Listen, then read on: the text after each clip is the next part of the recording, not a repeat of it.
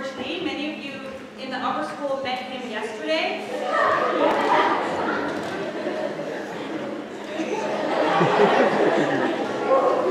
We are really lucky to have George Lee here, and hopefully he's going to come back.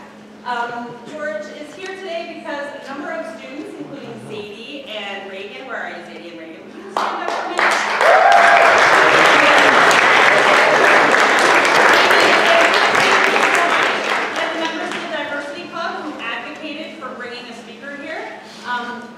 So George is a training specialist, he's a debate coach, he's quite a quick-witted debater as well. George came in third in the national debate competition.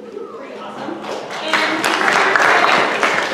he's here today to talk to us about the unconscious consciousness of implicit bias. And he'll be around for the rest of the day until this afternoon, and you'll have a chance to chat with him. And I will stop talking now. Dr. George. Yes. How y'all doing this morning? Like she said, my name is George Lee. Today, I plan to sprinkle a little bit of flavor in your ear. Is y'all cool with that? I get a hand of applause if y'all cool with that. Okay. So, just a little disclaimer, what I recognize is that I know that the way that I speak and the way that I talk is going to be a little bit different than what y'all used to. I know I'm very country. I know right now I'm in the Northwest, you know what I'm saying? And I know that I'm very country.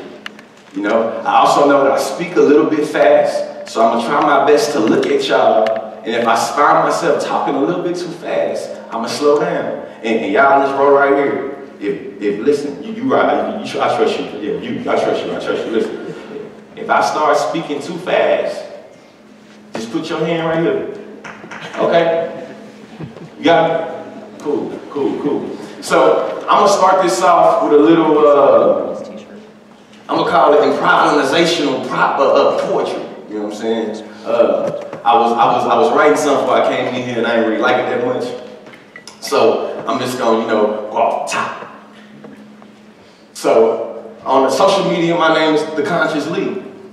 And on social media, specifically TikTok, one of my, TikTok, follow me on TikTok. If you ain't follow me on TikTok, holla at your boy, The Conscious Lee. On TikTok, my motto is, education is elevation.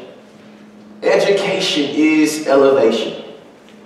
The reason why I say education is elevation is because if education is working the way it is supposed to work, it is supposed to be elevating us in more ways than some. And I know that education usually be boring, so the way that I do education is I try to make it fun. So, what's your name? Holland. Holland? I got Holland right here that's helping me out. And by the time this is over, hopefully I have y'all with some questions, and then we'll be out. So I'm just going to say it like this, and then we're going to get right going into it. A lot of us be lost in the sauce of implicit bias. We have preconceived notions of other people, and by it we get blindsided. Today we're getting into the unconscious consciousness of implicit bias. We got 4 learning objectives. We're going to define important terms of implicit bias. We're going to explore our understandings of our own identity, of our own personal identity, and understand our own social location. As I look out here, I see various of social locations throughout the crowd. We're going to understand differences of diversity, equity, and inclusion to get our own goals, and we're going to discuss examples of implicit bias at St. George's.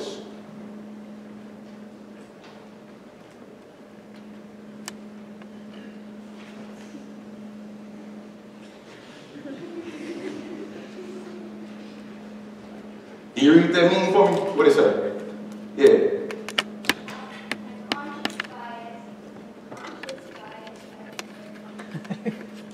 Unconscious bias. Unconscious bias everywhere. At the top, everybody's doing it.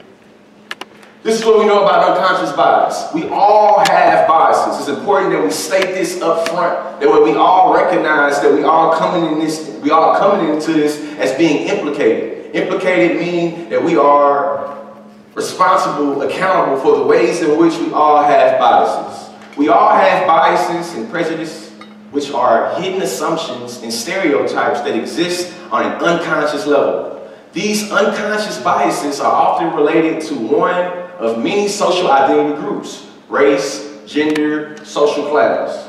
Now, before I keep on going, I like to have context. A lot of times when people do conversations about diversity and inclusion or about implicit bias or microaggressions, it's very vague. You know, it's very abstract. It's nothing for y'all to be able to put your minds to be able to see like, well, I know, you know what? I can understand that action. So first I'm gonna start off with giving you some illustrations. And I want y'all to just think about what is being illustrated. And when I show you these illustrations, I want you to think about your classmates, think about your parents, your friends, your teachers, about who is implicated by what you see on the screen. Does it make sense? Shake your head if it makes sense. I like your energy. Yeah, yeah.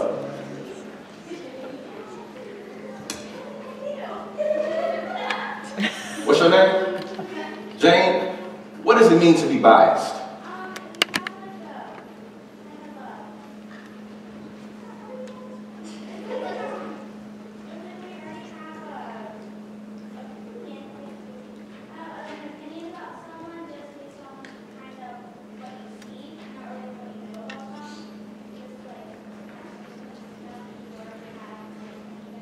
Oh yeah. You want to add on to that?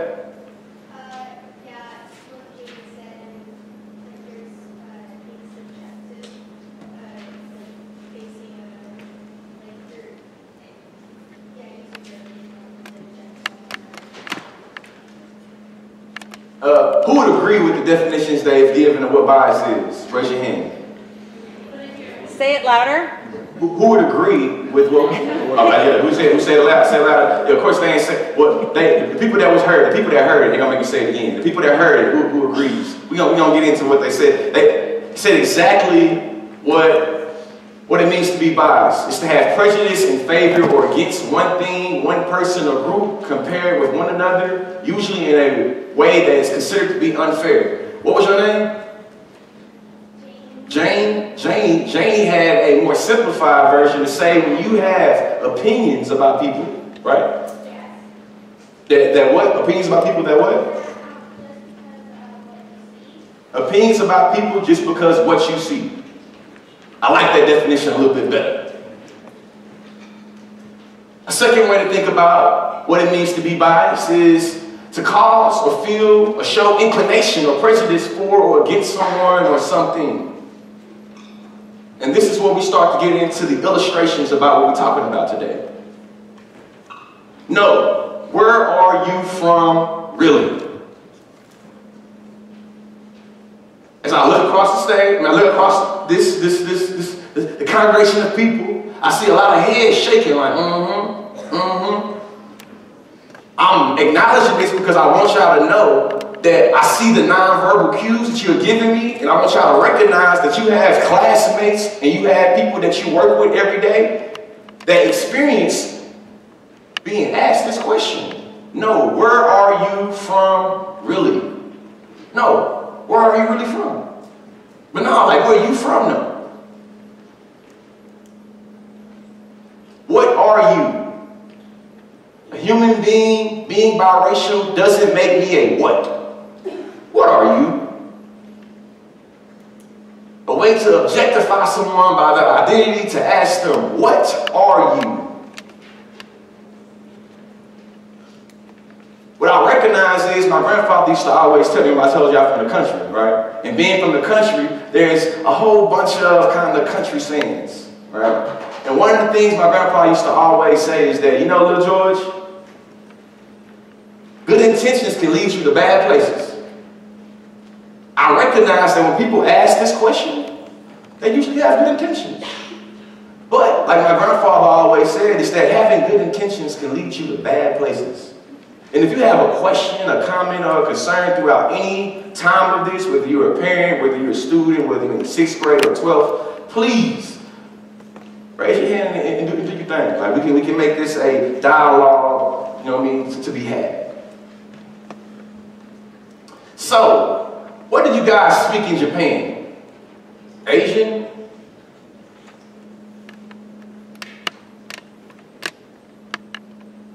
So you looking like, what? Agreed. Like, what? However, these are ways that implicit bias and microaggressions can manifest themselves. So what is being implied here? What is being implied here? Implied is defined as the suggested, but not directly expressed or implicit. And I don't know if you can read this right here, but right here it says, you don't sound like normal black people do. Basically what it says, like you don't sound like the rest of the black people do. What is being implied here is a norm or an expectation based off of appearance. Am I making sense to y'all right now? Okay, shake your head if I am and be like, nah, if I'm not. Which one was that? You did a roll around. I don't know what to do with that. Yes, yes, yes. Even with the roll around, I was like, hey, I don't know what we're rolling at, you know? What we know is that bias leads to microaggressions. And what we just saw illustrated were microaggressions. And don't worry, I'm going to define what microaggressions and implicit bias is to our middle schoolers. Don't worry, you know, shout out to you, you know. Microaggressions occur as a result of implicit bias and can be interpreted as a commonplace verbal, behavioral, or environmental insults, whether unintentional or intentional. Whether intentional or unintentional. For the third time, whether intentional or unintentional. This means that you are not immune from being biased or deploying a microaggression because you didn't intend to.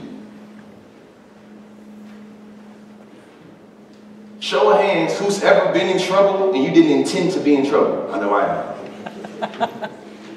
Well, I'll be. So y'all get that then, right?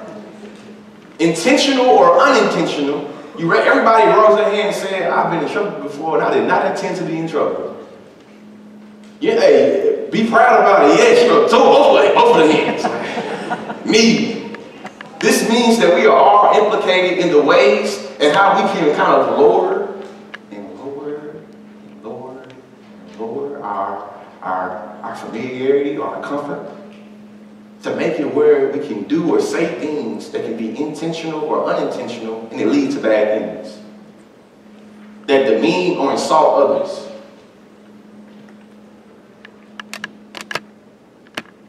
Microaggressions defined, don't worry, I'm not going to read it all. So I'm going to give you a quick little first bullet point and then give you further context on how microaggressions operate. A statement, action, or incidental regarded as an instance, indirect, subtle, or unintentional discrimination against members of a marginalized group such as racial or ethnic minorities. We know when it comes to microaggressions is that it's usually very small. And because it's very small, it's very hard to talk about and it's very hard to identify. As a 6'1" African-American male with dreadlocks, I am faced with implicit bias and microaggressions a lot. And what I find is that it is hard to talk about and identify the way that implicit bias or microaggressions have impacted me because it is hard to talk about. Why is it hard to talk about? Because it's usually indirect and subtle and unintentional. I'm a professor at a predominantly public, I'm going to say predominantly, at a public university, that's how I say it. I'm a professor at a public university, and a lot of times when I'm walking through class or walking from class from teaching, I'm asked a lot about what sport do I play? What position do I play? Am I on scholarship? These are all ways in which implicit bias and microaggressions can come my way. And The most important thing I want you to understand from this is that I recognize that it is indirect, it is subtle, and it's unintentional. But remember all of us that raised our hands about how we can get in trouble sometimes and it's unintentional? This is the real life realities and lived experiences that implicit bias and microaggressions have on people. Do y'all see me? Y'all see that I exist, right? You see that I'm here in your presence right now, right? I want you to be able to think about through the rest of this workshop about how microaggressions is not just based off of my presence and this not just in terms of race, but also how microaggressions can be deployed based off someone's gender, based off someone the way they dress, based off someone the way they talk, based off their perceived socioeconomic background, meaning you think they're poor, they're rich, or they're here for charity, or they paid to be here.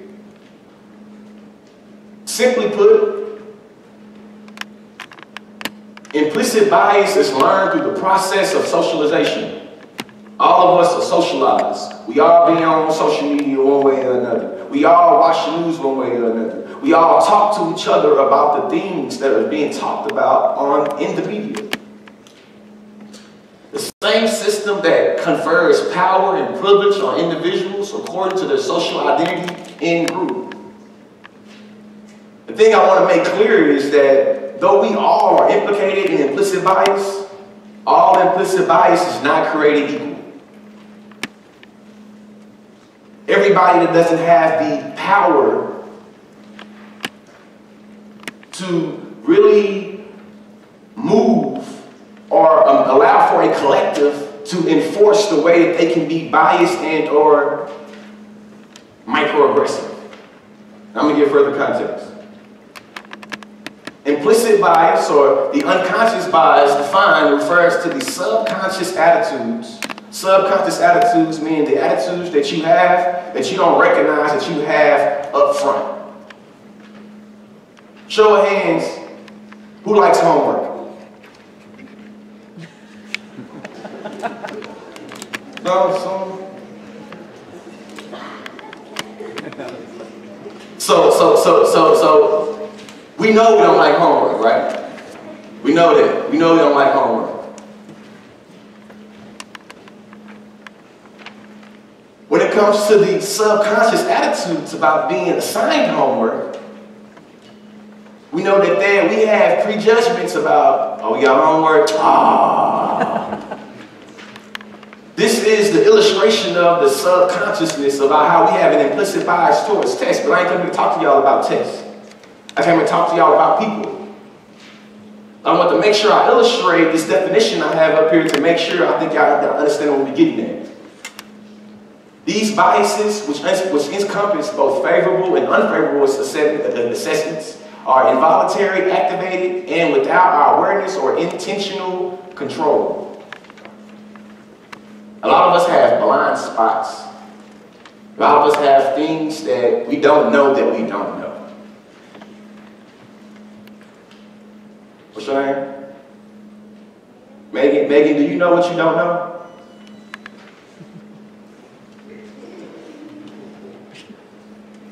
No?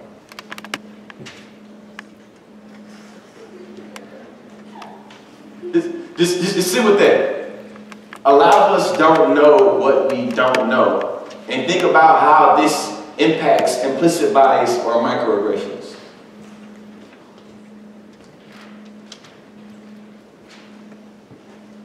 We're getting ready to get into an activity. In this activity, you're going to get into this identity sheet that you have. If I ask parents and teachers if you can be able to get with the group, what we know about stereotypes is that stereotypes manifest themselves in ways that allows for microaggressions and implicit bias to be sustained. Stereotypes are related to bias and prejudice because bias and prejudice are attitudes based upon applying stereotypes to individuals and to social groups. What this means is having a disabled grandmother or having a black friend or having mothers or sisters does not mean that you can't be harmful towards that particular group. I know that me loving my disabled grandmother does not mean that I can't be harmful to the group of disabled peoples. I know that me having 7 sisters and a mother that I love dearly does not mean that I cannot be discriminatory towards women, females, feminine bodies. She said, oh my God. So, how do we learn prejudice? Somebody from over here. How do we learn prejudice?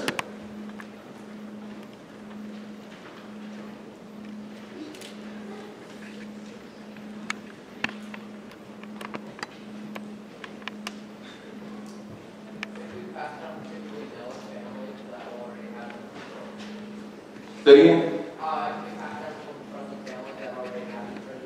It can be passed down from friends and family that already has had it before.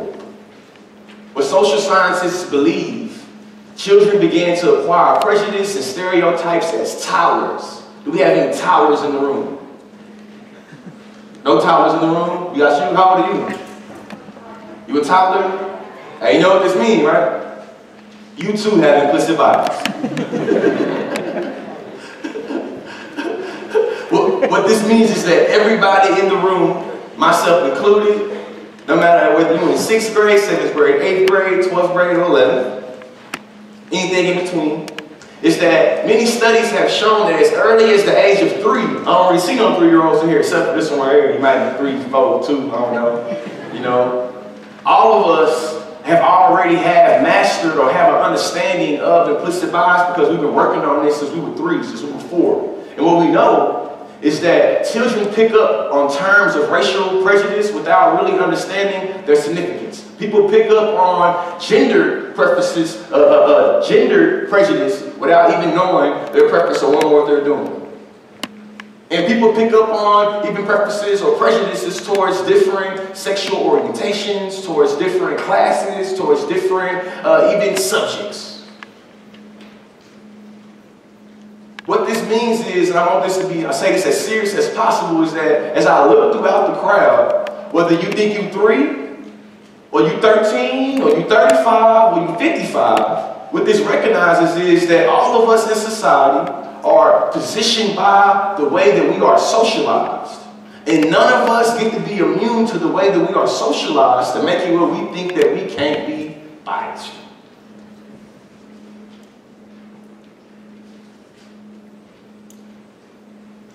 I'm going to save this, actually. Right now, we're going to get into the identity wheel. You can get into groups. I don't know how you want to do it, Dr. Fran. Does anyone need one? Does everybody have an identity wheel? If I can have a couple parents and teachers to kind of disperse throughout the room and kind of get with a group, I'm going to give you about 3 to 4 minutes to be able to fill out the identity wheel. And then on this identity wheel, you have some questions that I want you to think about and answer amongst yourselves. So if you can get into a small group, answer these questions about your own identity.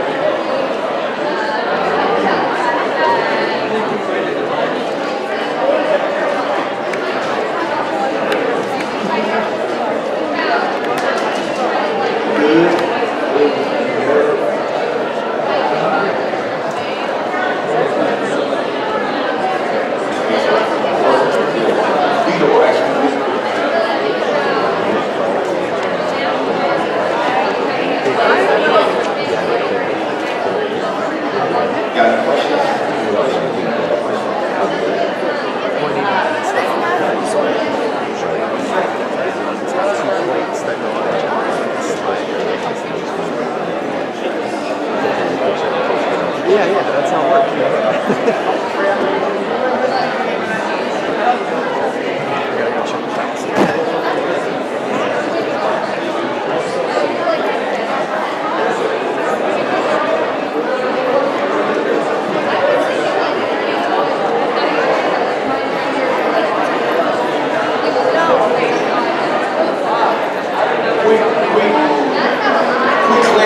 Clarity. A lot of people are asking the question about what are you filling in the blank. You are to fill in your specific ethnicity, religion, gender, age, and then the questions in the middle, the 4 questions, that is for you to use as a discussion question when you're done answering. Yeah, my bad, that was my fault, y'all. That was my fault for giving wrong directions.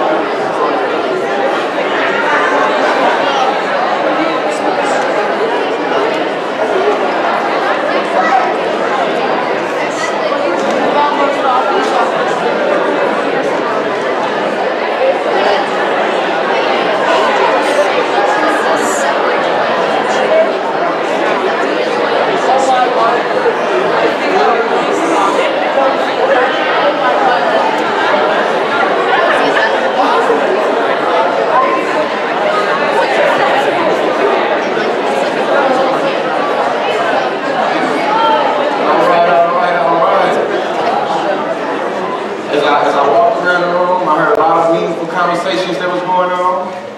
I apologize for not giving a lot of, I guess, clear directions in the beginning. I had a lot of clarity questions. But who wants to share a little bit about how they answered one of the 4 questions in the middle of the wheel?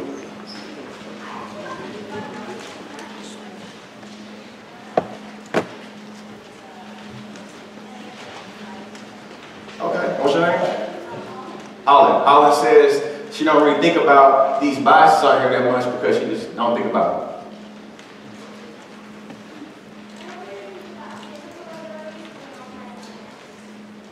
So you don't really do. Okay. I don't really think about physical abilities because my mom has MS. One more. I think most about the identities, or like I think these about the identities that where I come from, like a pretty good place. Like my race and ethnicity, I think about more because I deal with it more often. Whereas like I said, if I was in class, I don't think about it much because I don't know That was actually very powerful. Kiki, right? Kiki says that when it comes to the way that we think about the identity wheel, now I'm gonna make this up, I'm gonna kind of generalize it a little bit. The way that we think about our identities is we think about the identities that we have to deal with the most, which means the identities that we have that doesn't give us much issues, we tend to not think about those. I'm a full able-bodied person, so I never think about my physical abilities ever because my physical abilities never kind of affect the way that I'm able to navigate the world. I never think about my gender that much because my gender doesn't really place any barriers on the way that I'm able to be successful. I don't think about, my age that much because my age doesn't really get in the way of what I'm trying to do. I think a lot about my race and my ethnicity as well. I think a lot about, different things that make it where I'm always reminded of. Thank you, Kiki.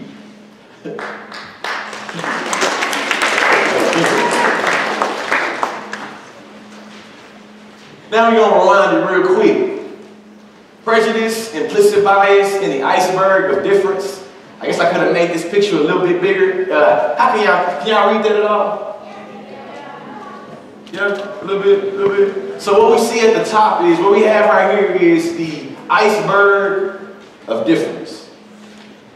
And within this iceberg of difference, we have what they call the waterline of visibility. When you were doing this identity wheel, it should have became obvious to you a little bit that there are certain identities that you always think about in terms of how people present themselves, while there are other identities that you will never be able to know by looking at someone on the surface. If you look at the waterline or the iceberg of difference, we have skin color, gender, race, age being clearly above the waterline. When it comes to nationality, physical ability, ethnicity, wealth, social status, culture, religion, we see that the water kind of covers that up a little bit. I think we're starting to slide into how social norms allow for us to be more visibly concerned with other things while always being not concerned or making other things invisible.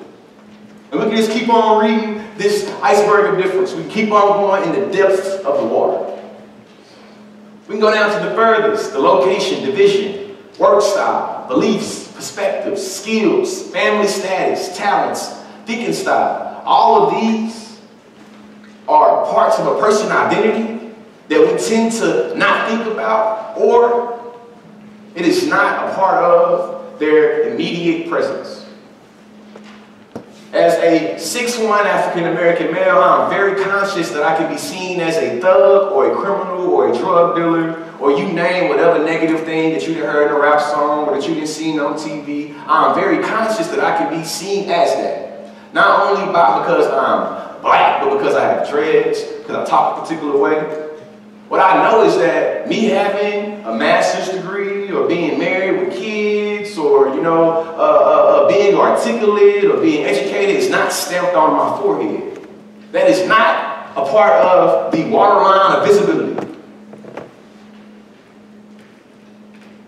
Everything that I just named that's not stamped on my forehead is everything that is under that waterline of visibility. They are invisible unless you get to know me.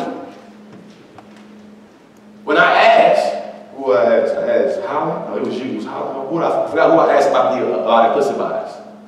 Bam. Holland? Jamie, Holland's over here. My bad. They give me right. Hey, that's my name over here. That's not, I'm sorry. I apologize. When I asked the first question about implicit bias and asked the question about how do we define bias, it's about when we have opinions about people that we don't know.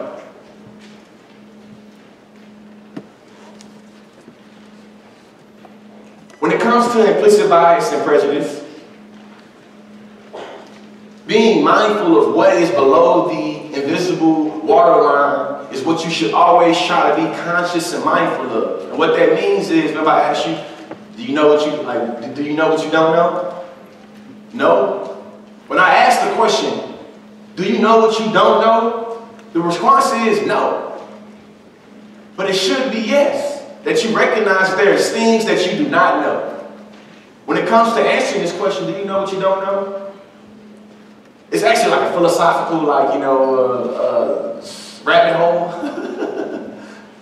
But for this implicit bias, we know that when I come and I shake somebody's hand, I don't know their thinking style, their family status, or their talents based off of how they look.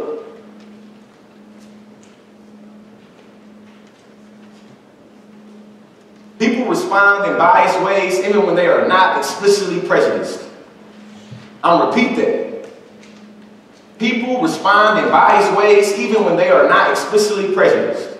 Implicit bias describes the automatic association people make between groups of people and stereotypes about those groups under certain conditions. Those automatic associations can be influenced behavior, making people. Today we're talking about people. Making people respond in biased ways even when they are not explicitly prejudiced. The reason why implicit bias is so hard to talk about again is because it is hard to tie down. It is hard to acknowledge. You have to have a magnifying glass all the time, and sometimes we don't have those magnifying glasses on us like that.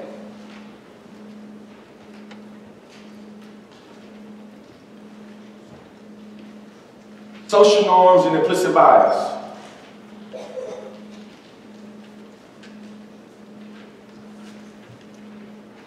What we know is that when it comes to social norms, we know that implicit bias are how they are usually sustained. But I don't like just even making it vague and being all in the big picture and abstract, like context. So let's give some context to these social norms. First social norm, man should be strong, show no emotion. Any man, based off of social norms of masculinity or how a man is supposed to be or a boy is supposed to be, if you show emotion as a man or a boy, we get to call into question your manhood or your ability to be a good male.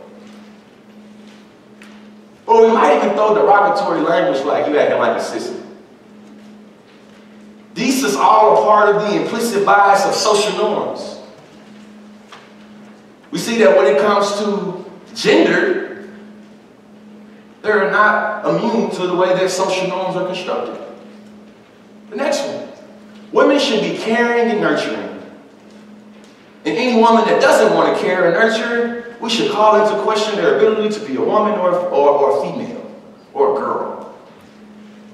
These are all social norms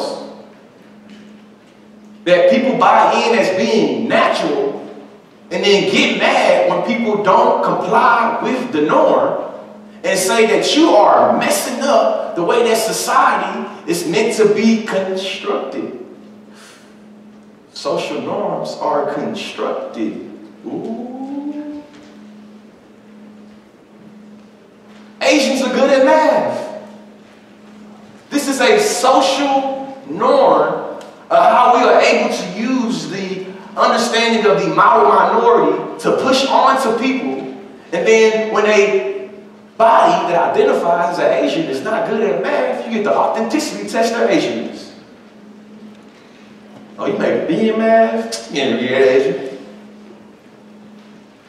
What I know is that all of this is a part of social norms and implicit bias that we have against different groups. I'm doing my best to illustrate how all groups and many groups are tied into implicit bias and microaggressions. Black people can dance and play sports. I can't dance that good and I ain't that fast. Poor people are lazy. And the only reason why they are poor is because they are lazy. This is another social norm pertaining to class in this instance that allows us to have an implicit bias towards people that is poor. This last one, as I traveled through the classrooms yesterday, I couldn't help but to hear about this dress code phenomenon that y'all got here at this old St. George High School. I believe when I say high school, St. George School, shout out to our middle schoolers. I believe that I wouldn't be keeping it real with myself, therefore not keeping it real with y'all, if I didn't think about a way to be able to account for, address, reference, how what's going on when I leave. Before I came, y'all was talking about the dress code, when y'all? Well, just to add to y'all conversation that y'all was gonna have anyway, let's be honest, parents and teachers, they was gonna talk about it anyway. Women should be seen, not heard. They should never be a distraction. This is a social norm that is sustained by implicit bias that is literally able to prioritize the learning of male students over the ways that women students' bodies are presented in the classroom setting. When it comes to implicit bias or microaggressions, there are a lot of ways that we have been taught the world should go. Men should do this, boys should do this, teachers should do this, students should do that. None of these things I just said are immune from the way that society constructs who should do what and where they should be, when they should be. Implicit bias and identity is what we're getting into. I told y'all today we're talking about people. I'm in the people business. In the people business, implicit bias and identity is always already an issue. Whether you say it is not, rather you say it is or not, implicit bias and identity is always an issue. The question is to who though? Because when we acknowledge that some of us have the privilege of not worrying about other parts of our identities while always already being worried about the others. Implicit bias describes the automatic association people make between groups of people and stereotypes about those groups. Under certain conditions, those automatic associations can influence behavior. Making people respond in biased ways even if they are not explicitly prejudiced. When it comes to students, talking to you specifically right now, when it comes to you engaging in dialogue about the dress code, I want you to be very conscious and careful about how you address the administration. Because what I know about this communication thing and being in the people business is that once anybody feels attacked, they're going to shut down. Now, inevitably, some people are always feel attacked. The question is, when do you want them to feel that way? And what message are you trying to convey before they shut down because they feel attacked? What I mean by this is that making people respond in biased ways even when they are not explicitly prejudiced.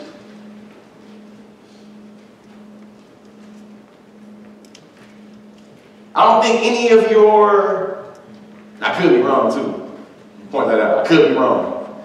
So I'm gonna say, I don't think there's many of your staff and faculty and teachers that have a vendetta towards women. Me knowing what I know is at least one or two. You know what I'm saying? Not saying that I know who it is, but just knowing if I got a group of people, I know in every group of people I always have a few idiots. And what I know is that being an idiot, it is not discriminative to age. I know a whole bunch of overgrown idiots. I know a whole bunch of child idiots. And the worst thing about being an idiot is usually the idiot don't know they're an idiot. But when it comes to mental health, sometimes you can't sacrifice your mental health to make something make sense that don't make sense. What this means is, think about the energy that you are giving and where this energy gonna take you to. Because it might not matter. Or it might not matter as much as you thought it did. Or it might matter more than you thought it did. So what do we do, George? What do we do, man? You can hit us in the head for 45 minutes about all these problems and issues pertaining to prejudice and discrimination and, you know what I'm saying, all this. What can we do about it, though, George? That's not always the question. Like, what can we do? What do we do? Just do with Nike. What can we do? What's the action? What is the solvency? What is the solution? A lot of times, us as a society, we jump too quick to trying to get to the solution without fully understanding the problem.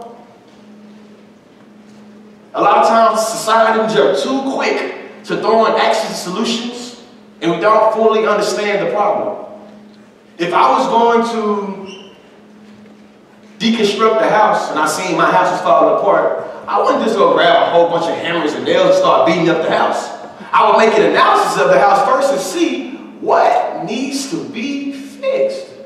I have to understand the structure of the home to be able to understand, all right, this window needs to be fixed. This part of the foundation is falling apart. The roof needs a little. I have to understand the problem before I can go try to fix problems.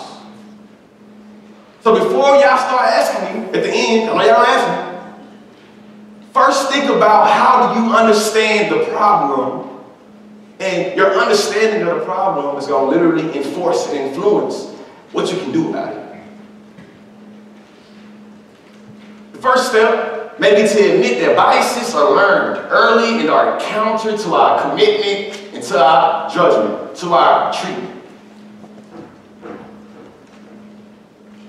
Parents, teachers, faith leaders, community leaders, everybody in the community, whether you clean the community, whether you build the community, whether you teach people in the community, can help children question their values, their beliefs, and point out subtle stereotypes, subtle meaning the things that's kind of hard to talk about,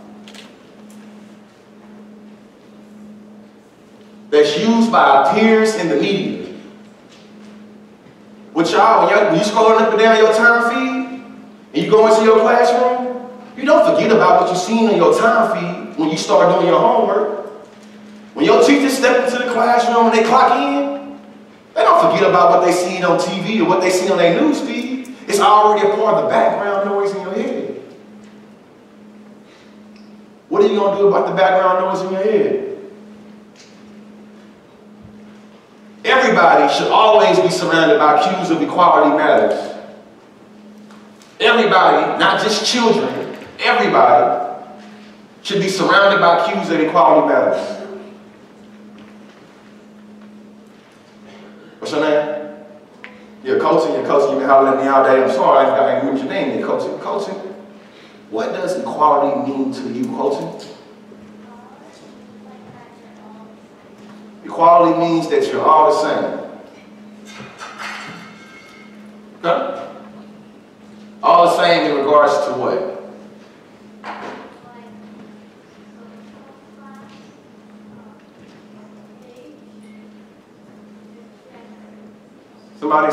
Somebody help coaching out.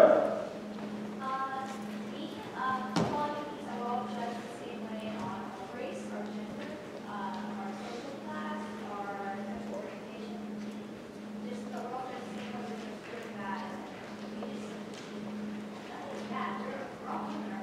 We all human.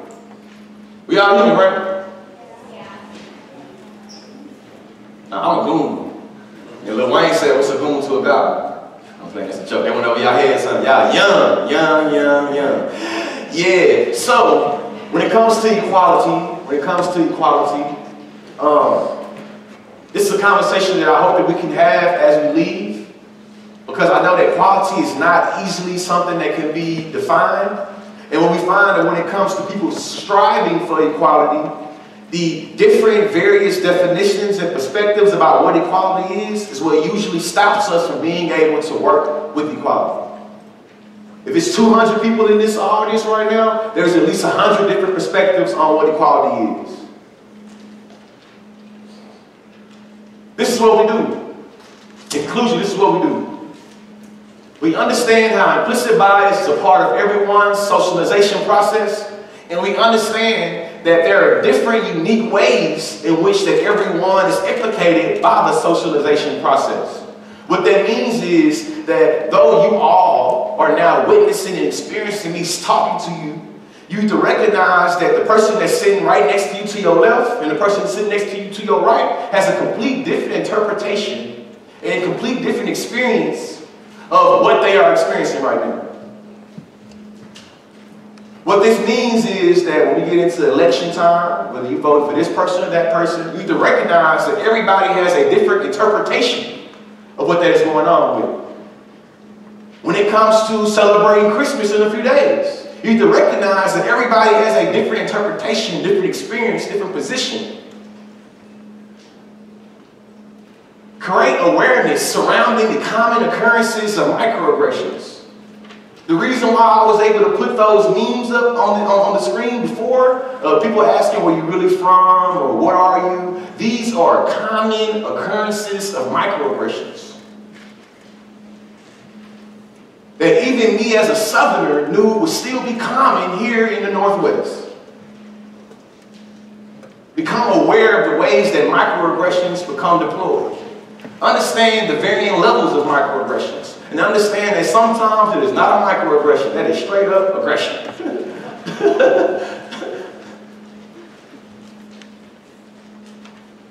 And lastly, we want to explore the outcomes associated with the experience of microaggressions. What this means is that when you start constructing groups, you think about who is in the group and who is not in the group. As teachers, when you start, putting together your groups of students, think about the demographics of the group. You know that my fellow male students tend to put a lot of the work on the female students and make it where in a group presentation or a project, my fellow male students are usually able to ride the labor and coattails of their women's, their female students and not doing anything. Or when you were sitting as students, when you were sitting in the cafeteria, I guess y'all ain't got a cafeteria, y'all can do your own thing, when you are congregating in the hallways and you eating whatever you decide to get from Uber Eats, or from, I'm let y'all know, as a person that did a whole bunch of public school, that blew my mind that y'all got delivery food to the schoolhouse, like, oh no. But my point is that when you're thinking about this and you're doing all this, think about who you are consciously wanting to be around, and think about the similarities of the people that you are being around. And think about the differences of the people that you are being around. And when you have a party and you invite people, think of the people that you are purposely not inviting and ask yourself, why are you not inviting them? Remember, I already acknowledge sometimes I know EDs exist. I acknowledge that EDs exist. But sometimes you're not bothered or not messing with a person because they're an idiot. You're doing it because they're different. And you don't want to deal with that difference. Simply put, as simply as I'm going to try to put it as possible, the main thing I want you to take from this unconscious consciousness of implicit bias is that we need to stop being lost in the sauce of similarity. This means we should stop focusing on the way that we are all human, the way that we all put our shoes on the same, the way that we bleed red. That is not the reason why we beefing. That is not the reason why we have conflict, why we have turmoil, why we have struggle. That is not the reason. The reason is because of how we are different. So instead of erasing our differences with sameness, Let's focus on embracing the ways in which we are different.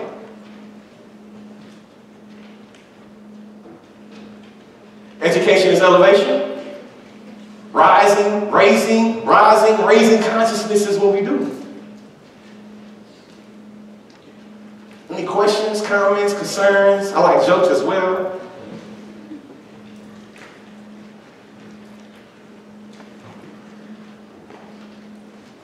What happens when someone recognizes that they have implicit bias? What are we doing?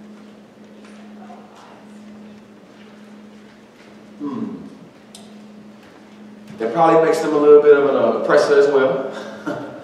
I think that there is ways that you can slowly work with people, but I think that if a person is able to admit that they have some bias, you can just try to be, I guess, optimistic about how that is a step in the right direction. But I think next you can try to think about how can you get your classmate to be accountable or be responsible for the ways in which they have acknowledged they are biased.